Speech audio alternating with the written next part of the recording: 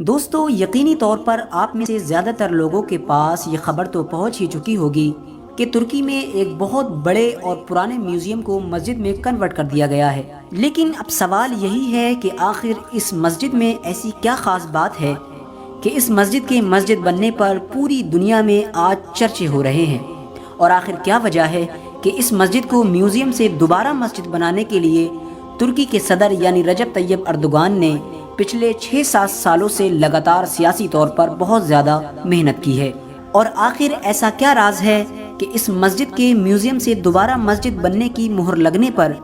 پوری دنیا کے مسلمانوں کو یہ امید ہونے لگی ہے کہ ترکی خلافت عثمانیہ کے خاتمے کے بعد اپنی جن بلندیوں کو کھو چکا تھا اور پچھلے کئی سالوں سے ان بلندی اور ترقیوں کو حاصل کرنے کے لیے مسلسل کوشش کر رہا تھا، تو یقیناً ترکی کو اس مسجد کے ذریعے سے پہلی کامیابی ہاتھ لگی ہے۔ تو دوستو آج کی اس چھوٹی سی ویڈیو میں ہم ان تمام چیزوں پر ڈسکس کریں گے، اور ساتھ ہی ساتھ آپ کو یہ بھی بتائیں گے کہ ہاگیا صوفیہ مسجد کیا ہے،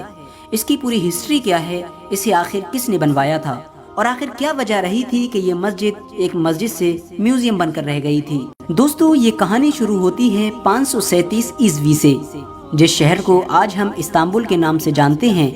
537 عیسوی میں اسے قسطنطنیہ کے نام سے جانا جاتا تھا، اور یہ دنیا کی سب سے مضبوط سلطنت تھی۔ اس وقت قسطنطنیہ میں بازنطینی عیسائیوں کی سلطنت قائم تھی، لہٰذا اس وقت کے موجودہ شہنشاہ کے حکم سے ہی قسطنطنیہ یعنی استنبول میں اس عمارت کو تعمیر کیا گیا تھا۔ اس عمارت کے قلعے اتنے زیادہ مضبوط تھے کہ اس کو فتح کرنا تو دور، بڑی سے بڑی فوجیں بھی اس کے سامنے آنے کے بارے میں سوچنے سے بھی ڈرتی تھیں۔ شروع میں اس عمارت کو ایک چرچ کے طور پر بنایا گیا تھا، اور یہ وہ دور تھا کہ جس وقت اسلام سیاسی طور پر سب سے زیادہ کمزور تھا۔ اس کی وجہ یہ تھی کہ اسلام اس وقت پھیلنا شروع ہوا تھا، اور اسلام کے ماننے والے لوگ صرف اور صرف ایک چھوٹے سے شہر مدینے میں ہی رہتے تھے۔ اسی دور میں حضور اکرم صلی اللہ تعالی علیہ وسلم نے اپنے صحابہ سے فرمایا تھا کہ میں دیکھ رہا ہوں کہ میری امت کے لوگ قسطنطنیہ جیسی عظیم سلطنت کو فتح کریں گے۔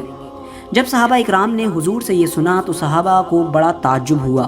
کہ ایک ایسی چھوٹی سی ریاست جو ابھی صرف اور صرف ایک شہر میں موجود ہے، وہ دنیا کی سب سے مضبوط سلطنت یعنی قسطنطنیہ کو کیسے فتح کریں گے؟ لیکن یقیناً صحابہ کو پورا یقین تھا کہ نبی نے جو فرمایا ہے وہ تو ہونا ہی ہے، اور یقیناً ایسا ہی ہوا۔ اب وقت آتا ہے 1453 کا۔ 1453 29 مئی کے دن ارطغرل غازی کی قائم کی ہوئی سلطنت یعنی سلطنت عثمانیہ کی 7ویں نسل میں پیدا ہونے والا صرف ایک 21 سال کا مجاہد یعنی سلطان محمد، جسے ہم سلطان محمد فاتح کے نام سے بھی جانتے ہیں، وہ اپنی بڑی فوج کو لے کر اس قلعے کے سامنے کھڑا تھا۔ اس کے دماغ میں صرف یہی امید تھی کہ کاش میں وہی سپہ سالار ہوں جس کے بارے میں حضور نے پہلے سے ہی پیشن گوئی کی ہے،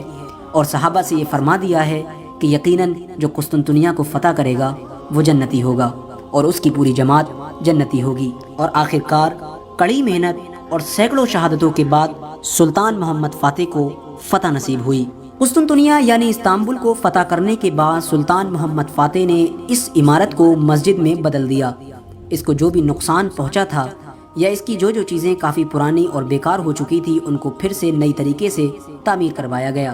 اس کے بعد اس میں 4 میناروں کو بھی بڑھوا دیا گیا تھا، حالانکہ یہ پہلے موجود نہیں تھے۔ اس کے بعد جمعے کے دن اس میں پہلی نماز ادا کی گئی، جس میں خود سلطان محمد بھی شامل تھے، اور اس نماز کی امامت بھی سلطان محمد نے خود کی تھی۔ اس کے بعد یہ تقریباً 500 سالوں تک لگاتار مسجد ہی رہی، اور اس میں نماز ادا کی جاتی رہی۔ لیکن اب وہ وقت بھی آ گیا تھا کہ جہاں سے مسلمانوں کی بربادی کا دور شروع ہوا، اور آج تک مسلسل مسلمان اسی حال میں جی رہے ہیں، یعنی سلطنت عثمانیہ کے خاتمے کا دور۔ فرسٹ ورلڈ وار یعنی پہلے وشو یدھ میں جب سلطنت عثمانیہ کو ختم کر دیا گیا، تو اس کے بعد ترکی دیش کو بھی ایک سیکولر ترکی کے طور پر گھوشت کر دیا گیا تھا، اور اس کی کمان سنبھالی تھی ایک ایسے شخص نے کہ جو ظاہری طور پر تو مسلمان تھا لیکن اندر سے مسلموں کا ہی دشمن تھا۔ اس کا نام تھا کمال اتاترک۔ جب ترکی کی کمان اس کے ہاتھ میں آئی تو اس نے 1934 میں اس مسجد کو ایک میوزیم گھوشت کر دیا، لہٰذا 1934 سے لے کر آج تک وہ مسجد ایک میوزیم کے طور پر ہی رہی، اور لوگ اس میں نماز ادا نہیں کر سکتے تھے۔ لیکن بیتے پچھلے کچھ 8-10 سالوں میں جب سے ترکی کی کمان رجب طیب اردوغان صاحب کے پاس آئی تھی، تب سے ہی پوری دنیا کے مسلمانوں میں اور بالخصوص ترکی کے مسلمانوں میں یہ امید جاگ اٹھی تھی کہ شاید اس مسجد کو دوبارہ میوزیم سے مسجد میں بدل دیا جائے گا۔ اور رجب طیب اردوغان نے بھی اپنے پچھلے الیکشن کی ریلیز میں یہ وعدہ کیا تھا قوم مسلم سے کہ انشاءاللہ اگر میں پھر سے سطح میں آتا ہوں تو اس میوزیم کو پھر سے ایک مسجد ہی میں کنورٹ کیا جائے گا۔ بالآخر بڑی سیاسی محنتوں کے بعد رجب طیب اردوغان نے وہ کر دکھایا جس کا انہوں نے کافی لمبے عرصے سے مسلمانوں سے وعدہ کر رکھا تھا، اور اب اس مسجد کو ایک میوزیم سے دوبارہ مسجد میں کنورٹ کر دیا گیا ہے۔ یقیناً اسلامک ہسٹری میں اس مسجد کو بڑی اہمیت حاصل ہے، اور بہت سے لوگ ترکی کی اس کامیابی کو ترکی کے 2023 کی طرف بڑھتے ہوئے قدموں میں سے ایک قدم مان رہے ہیں۔ لہٰذا اللہ تعالیٰ سے امید ہے اللہ تعالیٰ پوری دنیا کے مسلمانوں کو امن و امان میں رکھے اور ہم سب کا خاتمہ ایمان پر فرمائے، اور ہم سب کے دلوں میں مسلمانوں کے لیے درد پیدا فرمائے۔ آج کی اپنی ویڈیو کا ہم یہیں پر اختتام کرتے ہیں۔ ویڈیو پسند آنے کی صورت میں ویڈیو کو لائک کریں اور اپنے دوستوں، احباب، رشتہ داروں کے ساتھ ضرور شیئر کریں۔ السلام علیکم ورحمۃ اللہ وبرکاتہ۔